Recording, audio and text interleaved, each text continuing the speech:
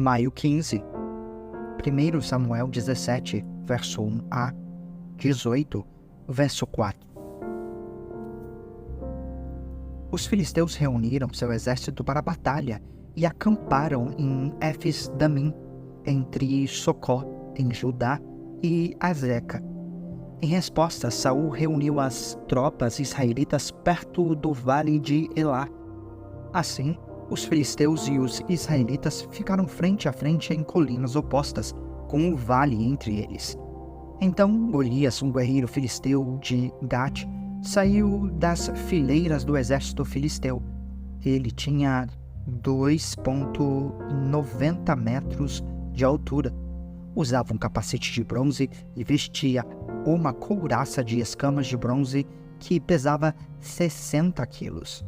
Também usava caneleiras de bronze e carregava no ombro um dardo de bronze. A haste de sua lança era pesada e grossa, como o eixo de um tear, e a ponta de ferro da lança pesava cerca de 7 quilos.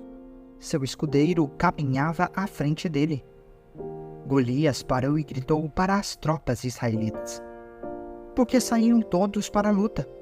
Eu sou filisteu e vocês são servos de Saul. Escolham um homem para vir aqui e lutar comigo. Se ele me matar, seremos seus escravos. Mas, se eu o matar, vocês serão nossos escravos. Desafio hoje o exército de Israel. Mandem um homem para lutar comigo." Quando Saul e os israelitas ouviram isso, ficaram aterrorizados e muito abalados. Davi era filho de Jessé, efrateu de Belém, na terra de Judá. Na época do rei Saul, Jessé já era idoso e tinha 8 filhos.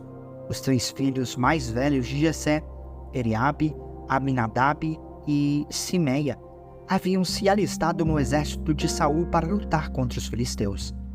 Davi era o mais novo.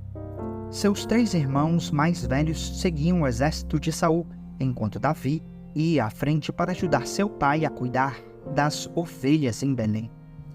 Durante 40 dias, pela manhã e à tarde, o guerreiro filisteu se apresentava diante do exército israelita e o desafiava. Um dia, Jessé disse a Davi: "Leve depressa para seus irmãos que estão no acampamento este cesto com grãos tostados e estes 10 pães. Leve também estes 10 queijos para o capitão deles. Veja como estão seus irmãos e traga notícia deles." Os irmãos de Davi estavam com Saul e o exército israelita no vale de Elá, lutando contra os filisteus. Davi deixou as ovelhas com outro pastor e, na manhã seguinte, partiu bem cedo com os presentes, como Jessé havia ordenado. Chegou ao acampamento quando o exército israelita saía para o campo de batalha com gritos de guerra. Logo, filisteus e israelitas estavam frente a frente, exército contra exército. Davi deixou suas coisas com o responsável pelos suprimentos e correu até a frente de batalha para saudar seus irmãos. Enquanto falava com eles, Golias, o guerreiro filisteu de Gate, saiu das fileiras do exército filisteu. Davi o ouviu gritar seu desafio habitual. Quando os israelitas viram Golias, começaram a fugir apavorados. "Vocês viram aquele homem?" perguntavam uns aos outros. "Ele sai todos os dias para desafiar Israel. O rei ofereceu uma grande recompensa para quem o matar.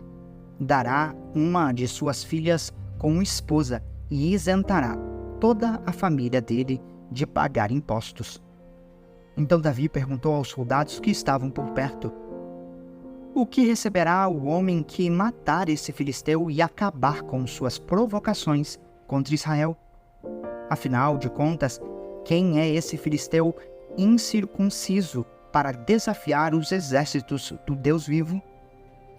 Os soldados repetiram o que tinham dito e confirmaram: "Sim, essa será a recompensa para quem o matar." Quando Eliabe, irmão mais velho de Davi, o ouviu falando com os soldados, ficou furioso e perguntou: "O que você está fazendo aqui? Não devia estar tomando conta daquelas poucas ovelhas? Conheço sua arrogância e suas más intenções. Você quer apenas ver a batalha. O que eu fiz agora? Disse Davi. Só fiz uma pergunta. Então, foi até os outros soldados, fez a mesma pergunta e recebeu a mesma resposta. Alguém contou ao rei Saul o que Davi tinha dito, e o rei mandou chamá-lo. Davi disse a Saul: ninguém se preocupe por causa desse filisteu. Seu servo vai lutar contra ele. Saul respondeu: você não conseguirá lutar contra esse filisteu e vencer. É apenas um rapaz, e ele é guerreiro desde a juventude. Davi, porém, insistiu: tomo conta das ovelhas de meu pai, e quando um leão ou um urso aparece para levar o cordeiro do rebanho, vou atrás dele com o meu cajado e tiro o cordeiro de sua boca. Se o animal me ataca, eu o seguro pela mandíbula e dou golpes nele com um cajado até ele morrer. Fiz isso com o leão e o urso, e farei o mesmo com esse filisteu incircunciso, pois ele desafiou os exércitos do Deus vivo. E disse ainda: o Senhor que me livrou das garras do leão e do urso, também me livrará desse filisteu. Por fim, Saul consentiu. Está bem, então vá, disse, e que o Senhor esteja com você. Então Saul deu a Davi sua própria armadura, incluindo uma couraça e um capacete de bronze. Davi prendeu a espada sobre a armadura e tentou dar alguns passos, pois nunca tinha usado essas coisas. Não consigo andar com tudo isso, pois não estou acostumado, disse a Saul e tirou a armadura. Pegou 5 pedras lisas de um riacho e as colocou em sua bolsa de pastor. Armado apenas com seu cajado e sua funda, foi enfrentar o filisteu. Golias, com seu escudeiro à frente, caminhava em direção a Davi, rindo com desprezo do belo jovem ruivo. Gritou para Davi: por acaso sou um cão para que você venha a mim com um pedaço de pau? E amaldiçoou Davi em nome de seus deuses. Venha cá e darei sua carne às aves e aos animais selvagens, berrou Golias. Davi respondeu ao filisteu: você vem a mim com uma espada, uma lança e um escudo, mas eu vou enfrentá-lo em nome do Senhor dos Exércitos, o Deus dos exércitos de Israel que você desafiou. Hoje o Senhor entregará você em minhas mãos, e eu o matarei e cortarei sua cabeça. Então darei os cadáveres de seus homens às aves e aos animais selvagens, e o mundo todo saberá que há Deus em Israel. E todos que estão aqui reunidos saberão que o Senhor salva seu povo, mas não com espada nem com lança.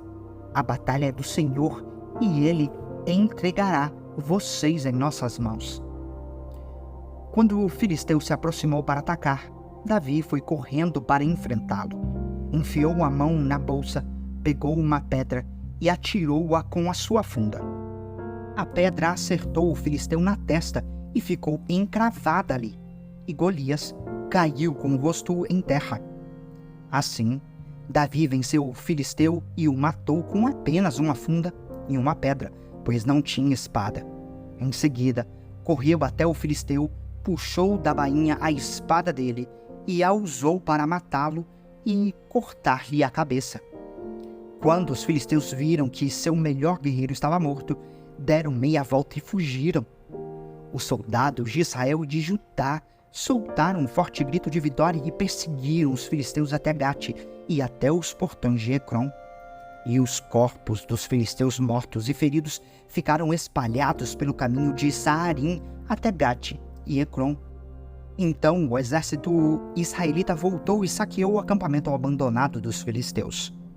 Davi levou a cabeça do filisteu para Jerusalém, mas guardou as armas dele em sua própria tenda. Quando Saul viu Davi sair para lutar contra os filisteus, perguntou a Abner, o comandante de seu exército: Abner, quem é o pai desse rapaz? Não faço ideia, ó rei, disse Abner. Então descubra quem é o pai dele, ordenou. Assim que Davi voltou, depois de matar Golias, Abner o levou a Saul. Ele ainda carregava a cabeça do filisteu em suas mãos. Saul perguntou: "Quem é seu pai, meu rapaz?" E Davi respondeu: "Sou filho de Jessé, que vive em Belém." Depois que Davi terminou de falar com Saul, formou-se de imediato um forte laço de amizade entre ele e Jonatas, filho do rei, por causa do amor que Jonatas tinha por Davi. A partir daquele dia, Saul manteve Davi consigo e não o deixou voltar para a casa de seu pai. Jonatas assumiu um compromisso solene com Davi, pois o amava como a si mesmo. Para selar essa aliança, Jonatas tirou seu manto e o entregou a Davi, junto com sua armadura, sua espada, seu arco e seu cinturão. João 8, versos 21 a 30. Mais tarde, Jesus lhes disse outra vez: "Eu vou embora. Vocês procurarão por mim, mas morrerão em seus pecados. Não podem ir para onde eu vou." Os judeus perguntaram: "Será que ele está planejando cometer suicídio?" A que ele se refere quando diz: "Não podem ir para onde eu vou." Jesus prosseguiu: "Vocês são daqui de baixo, eu sou lá de cima. Vocês pertencem a este mundo, eu não. Foi por isso que eu disse que vocês morrerão em seus pecados, pois a menos que creiam que eu sou lá de cima, morrerão em seus pecados." "Quem é você?" perguntaram eles. Jesus respondeu: "Sou aquele que sempre afirmei ser. Tenho muito que dizer e julgar a respeito de vocês, mas não o farei. Digo ao mundo apenas o que ouvi daquele que me enviou, e ele é inteiramente verdadeiro." Ainda assim, não entenderam que ele lhes falava a respeito do Pai. Então Jesus disse: "Quando vocês me levantarem, entenderão que eu sou o Filho do Homem. Não faço coisa alguma por minha própria conta. Digo apenas o que o Pai me ensinou, e aquele que me enviou está comigo. Ele não me abandonou, pois sempre faço o que lhe agrada." Muitos que o ouviram dizer essas coisas crerão nele.